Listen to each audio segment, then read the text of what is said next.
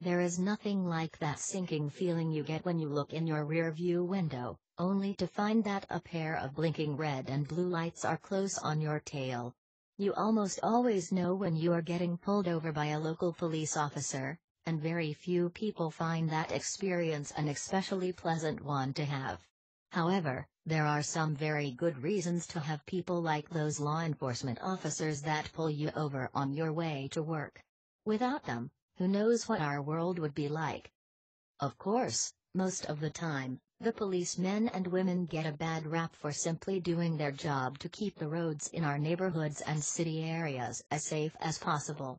Without them, it may be hard to enforce those rules and regulations of driving that were put in place in the beginning with the safety of the residents and drivers of that area.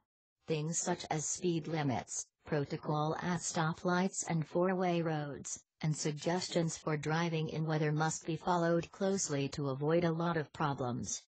For example, driving too quickly on roads in a residential area can be very dangerous. In a location such as that, it is hard to predict what might happen at any moment. Although the roadway most certainly looks clear, chances are there are families and children near the road, engaged in many different activities that may at any moment prompt them to cross the road. Toys, such as balls or kites, will often drift into the pathway of driving cars. If you are going the appropriate speed, there is less chance that an accident will occur and someone will get hurt. Following speed rules and staying alert for any signs of unusual circumstances is the way to stay out of trouble. Police officers likely have things like that in mind.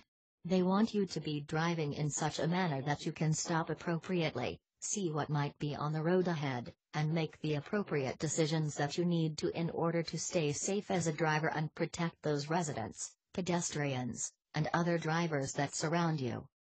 When a police officer does pull you over, it is likely because you are stretching the law so thin that there may be potential danger in your actions.